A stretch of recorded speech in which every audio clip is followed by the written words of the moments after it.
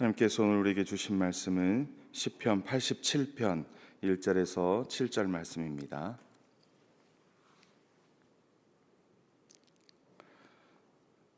함께 합독하겠습니다. 시작. 그의 터전이 성산에 있으며 여호와께서 야곱의 모든 거처보다 시온의 문들을 사랑하시는도다. 하나님의 성이여 너를 가리켜 영광스럽다 말하는도다. 나는 라합과 바벨론이 나를 아는 자 중에 있다 말하리라. 보라, 블레셋과 두로와 구스여 이것들도 거기서 났다 하리로다. 시온에 대하여 말하기를 이 사람 저 사람이 거기서 났다고 말하리니 지존자가 친히 시온을 세우리라 하는도다. 여호와께서 민족들을 등록하실 때에는 그 수를 세시며 이 사람이 거기서 났다 하시리로다. 노래하는 자와 뛰어노는 자들이 말하기를 나의 모든 근원이 내게 있다 하리로다. 아멘. 시편 87편은 시편 제3권의 고라 자손의 시라 노래라 말씀합니다. 이 87편은 시온을 하나님의 특별한 성으로 기리는 시입니다. 모든 민족, 심지어는 이스라엘의 원수였던 민족들까지 이 성의 시민이 되는 것을 고대하고 이 노래를 불렀다 말씀합니다.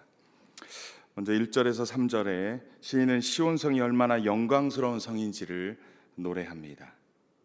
1절에서 시인은 그의 터전이 성산에 있다 말씀합니다. 여기서 터전은 무엇인가를 세울 때 기초나 토대를 뜻합니다. 성산은 거룩한 산이란 뜻으로 시온산을 가르칩니다. 따라서 거룩한 산 시온의 성과 성전의 기초를 세우셨다라는 의미입니다. 2절에서 여호와께서는 야곱의 모든 거처보다 시온의 문들을 사랑하신다 말씀합니다.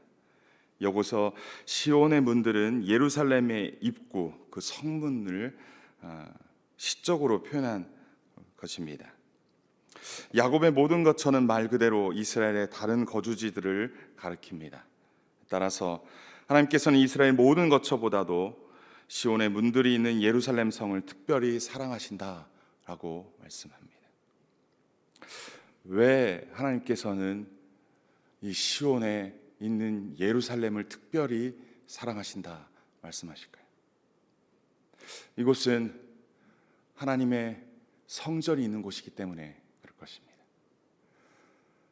주의 성전에 성소와 지성소가 있고 그 지성소 안에 하나님의 임재가 있는, 그 하나님의 임재의 상징이 있는 언약궤가 있고 그 두 그룹 사이에 주님의 그 보좌라고 여기는 곳이 있기 때문에 그렇습니다.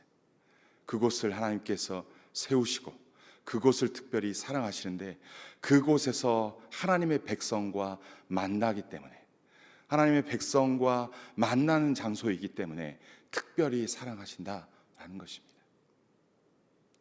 남산교회는 이 건물로 볼 때는 그냥 예배당인 것입니다. 하지만 그곳이 거룩한 곳이 되고 그것이 특별히 사랑스러운 곳이 된다는 것은 하나님의 임재가 있기 때문인 줄 믿습니다. 하나님의 임재가 있고 그 하나님의 임재가 있기 때문에 특별한 곳이고, 특별히 그 당신의 사랑하는 백성들과 만나는 곳이기에 그곳을 특별히 사랑하신다라는 것입니다. 나 같은 자를, 우리 같은 자를 만나서 교제하시고, 그리고 우리의 예배를, 우리의 찬송을 받으시기에 특별한 곳입니다. 건물이 건물로서의 위대함이 아니라 그곳에 누가 있고 누구를 만나느냐가 그 건물의 가치를 더욱더 상승시키는 것입니다. 따라서 하나님께서는 이스라엘의 모든 거처보다도 이 시온을, 이 시온성에 있는 이 성소와 성전을 하나님께서 특별히 더 사랑하시는 것입니다. 3절에서 하나님의 성이여 너를 가리켜 영광스럽다 말하는도다 말씀합니다. 지금 앞에서 성산이라는 표현과 시온의 문들이라고 하는 예루살렘 성과, 또 세 번째로 하나님의 성이라고 표현하는 이 시온성, 이 부분들을 계속 반복적으로 표현하면서 시온 너를 가리켜 영광스럽다 표현합니다. 하나님의 임재가 있는 곳. 그래서 그곳이 영광스럽다라고 표현한 것입니다. 1절에서 3절 말씀에 시온산을 거룩한 산, 영광스러운 곳이란 표현을 했는데 왜 거룩하고 왜 영광스러운 곳입니까? 앞에서도 얘기했듯이 하나님의 임재, 그곳에 하나님의 임재가 있기 때문에, 그 거룩하신 하나님이 계시기 때문에, 그래서 영광스러운 곳이기라 말씀할 수 있습니다. 또한 시온산은 하나님께서 사랑하시는 곳이라 말씀합니다. 그것은 하나님께서 친히 기초를 놓으시고 애정을 쏟으시고 세우신 곳입니다. 기초를 놓으시고 애정을 쏟으시고, 우리 사람들도 우리의 땀과 수고와 열정을 심은 곳을 사랑하고 애정하듯이 우리 하나님도 시온산을 사랑하시고 애정하십니다. 왜냐하면 그것은 당신이 사랑하시는 당신의 백성을 만나는 곳이기 때문에 그렇습니다. 오늘날 교회는 우리 주 예수 그리스도의 피값으로 사신 교회인 줄 믿습니다. 하나님이 친히 예수 그리스도를 피값으로 사셔서 친히 하나님의 교회인 줄 믿습니다. 그래서 하나님께서는 이곳에서 예수 그리스도의 그 보혈의 공로로 어느 누구나 와서 어느 누구나 예수의 이름으로 하나님을 예배하고 찬송하는 곳이기에 거룩한 곳이고 정말로 하나님의 영광스러운 곳이고 특별히 하나님이 사랑하시는 곳입니다. 시인은 1절에서 3절 이 1년에서 시온성이 얼마나 영광스러운 성인지를 노래한 것입니다. 그리고 4절에서 7절에서는 시온이 잠시 잃어버렸던 영광을 회복할 것을 노래합니다. 1년과 2년 사이에는 역사적 간극이 있어 보입니다. 4절에서 나는 라합과 바벨론이 나를 아는 자 중에 있다 말하리라. 보라 블레셋과 두로와 구스여 이것들도 거기서 났다 하리로다 말씀합니다. 여기서 등장하는 여러 나라들이 있는데 먼저 라합은 오만함과 자만 또는 괴롭힘을 뜻하는 단어로 애굽에 대한 별명을 표현하기도 합니다. 실제로 애굽은 이스라엘 남쪽에 위치한 나라로 이스라엘을 오랫동안 괴롭힌 나라입니다.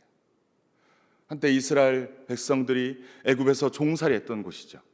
고된 노역과 고된 고초를 겪었던 애굽입니다. 오랫동안 괴롭히고 적대적인 나라, 그것이 애굽인 것입니다. 그리고 바벨론도 이스라엘 북쪽에 위치하여 이스라엘을 멸망시키고 포로로 끌고 가고 이스라엘을 유린하며 괴롭혔던, 잔인하게 괴롭혔던 적대국입니다. 블레셋은 어떻습니까? 사사기 시대 때부터 이스라엘 옆에서 이스라엘의 가시가 되어 끊임없이 괴롭히고 고통스럽게 했던 나라입니다. 두로는 어떻습니까? 다윗 시대에는 굴복하고 그리고 섬기고 솔로몬 시대까지도 어느 정도 그렇게 했다지만 그 이후에는 어떻습니까? 종교적으로 타락하고 문화적으로는 가나안과 별반 다르지 못하여 끊임없이 이스라엘을 힘들게 했던 그러한 두로입니다. 구스는 애굽의 남부 지역에 위치한 이디오피아로 그들은 이스라엘을 어떻게 괴롭힐까 기회만 엿보는 그러한 나라입니다. 4절에서 지금 이러한 나라를 열거하는데요, 독특한 건 4절에 이것들도 거기서 났다 하리로라 얘기합니다. 이것들이란 지금 나열한 나라들도 거기라고 하는 시온에서 났다라는 것입니다. 아니, 이스라엘을 적대하고 이스라엘을 대적했던 나라들이 지금 어디에선 새롭게 났다라는 거예요? 시온에서 났다라는 것입니다. 이스라엘의 그 예루살렘 성에 하나님의 백성들이 하나님을 만나는 그곳에서 그들이 거기서 났다라는 것입니다. 어찌 애굽이 그곳에서 날 수 있습니까? 어찌 바벨론이 이스라엘을 유린했던 그 바벨론이 어찌 거기서 날 수 있습니까? 블레셋과 두로와 구스가 어찌 거기서 날 수 있습니까? 그런데 오늘 성경에서는 그들이 거기서 났다, 태어났다 라고 표현하고 있습니다. 그리고 5절에 보니까 시온에 대하여 말하기를 이 사람 저 사람이 거기서 났다라고 얘기합니다. 그 수많은 그 이스라엘의 적대 나라들이 자기들 스스로 나는 시온에서 났다, 나는 시온이 고향이다, 나는 시온에서 은총을 입었다, 끊임없이 그렇게 떠들고 다닌다는 것입니다. 이스라엘 사람들의 입장에서는 도저히 이해할 수 없고 용납할 수 없고 납득할 수 없는 내용입니다. 어찌 우리를, 하나님을 섬기는 백성을 저렇게 괴롭혔던 저들이 어찌 시온에서, 어찌 하나님이 임재하시는 곳, 그 거룩하신 곳, 하나님이 사랑스러워하시는 곳, 그곳에서 났다고 말할 수 있을까? 저거 거짓말이야, 말도 안 돼 라고 할 수 있을 것입니다. 그런데 5절 끝에서 이런 표현을 합니다. 지존자가 친히 시온을 세우리라. 지존자가 누구입니까? 하나님이십니다. 하나님께서요, 애굽과 블레셋과 그리고 바벨론과 구스와 두로와 이러한 나라들을 다 모아서 하나님께서 그들조차도 변화시키고 새롭게 낳게 하시는 그러한 시온을 세우시겠다라는 것입니다. 오늘날 우리 입장에서야 저들이 원수이죠. 물론 하나님 입장에서도 하나님 백성을 대적하는 자들이 원수일 것입니다. 그러나 하나님께서는 그들조차도 변화시키어 새 사람 만들어 가실 줄 믿습니다. 오늘 이 시온이라는 곳이요, 시온이라는 곳이 하나님의 임재가 있고 거룩한 곳으로서 하나님이 사랑스러운 곳이지만, 하나님이 영광스러운 곳이지만, 세상 어느 누구도 와서 그곳에서 변화되어 새 사람이 될 수 있는 그러한 곳이다라는 것입니다.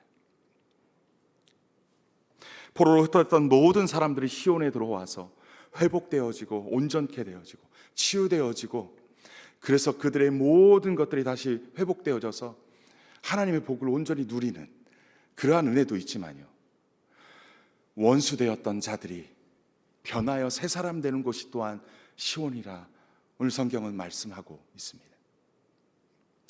이걸 오늘날 우리의 현실 속에서 표현한다면, 어찌 저런 사람이 교회에 나올 수 있어? 어떻게 저런 사람이 구원받을 수 있어? 어떻게 저런 사람들조차 이 교회에 나올 수 있어라고 하는 그들조차도 하나님이 세우시면, 하나님이 고치시면 새로운 피조물이 될 수 있음을 오늘 성경은 말하는 거 아닐까 싶습니다. 6절에 보면 여호와께서 민족들을 등록하실 때에는 그 수를 세시며 이 사람이 거기서 났다 하시리라 말씀합니다. 이 민족들을 등록하실 때, 이 하나님을 알지 못하는 그들이라 할지라도 그들을 생명책에 그 명부에 기록할 때 누가 인정한다는 겁니까? 하나님이 인정한다는 겁니다. 하나님이 그들을 친히 수를 세시며 이 사람도 거기서 났다 하리라 말씀합니다. 오늘날 구원받은 우리 입장에서는 저들이 잘못된 사람이라 말할 수 있지만, 어찌 보면 구원받기 전엔 우리가 그런 모습 아닐까요? 어찌 구원받기 전에는 어찌 보면 우리도 어찌 너 같은 애가, 너 같은 자가 하나님 믿을 수 있어? 너 같은 자가 어떻게 하나님의 사람이라고 말할 수 있어라고 하는 그 사람의 대상이 아닐까요? 그런데 그러한 우리를 지목하여 부르시어 주님의 자녀 삼으시고 주님의 백성 삼으시고 주님의 거룩한 곳에서, 주님이 임재하신 곳에서 우리 만나, 우리 예배를 받으시고 우리의 찬양을 받으시는 그 놀라우신 주님, 그 하나님이 오늘 성경에서는 우리 하나님이라고 말씀하고 있습니다. 원래 애초에 아브라함을 택하여서 한 민족을 하나님 나라 백성 삼아 주셨습니다. 그것은 이스라엘 백성만 온전히 한 민족만 구원하고자 하는 하나님의 뜻이 아니라 아브라함을 택하여 그 한 민족을 하나님 백성 삼으시고 이후에 그 민족을 통하여 열방을 구원하기를 원하시는 것이 하나님의 뜻이었습니다. 그런데 이스라엘 백성이 하나님을 자신들의 하나님으로만 소유하려고 했지 그 하나님을 만방에 증거하지 못했던 연약한 모습이었습니다.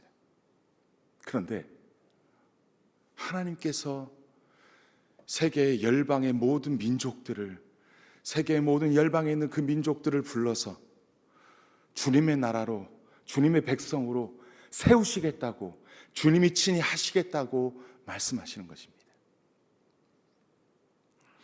여러분, 이것이 하나님의 귀한 뜻입니다.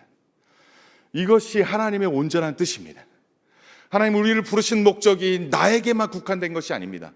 나만 예수 믿고 나만 예수 안에서 복받기를 원하는, 복받게 하기 위해서 나만 부르신 것이 아니라 나를 통하여 또 다른 자들을 구원하고자 하는 것이 하나님의 뜻입니다. 나를 통하여 우리 가정에 주님의 복이 흘러가길 원하셔서 나를 먼저 부르신 줄 믿습니다.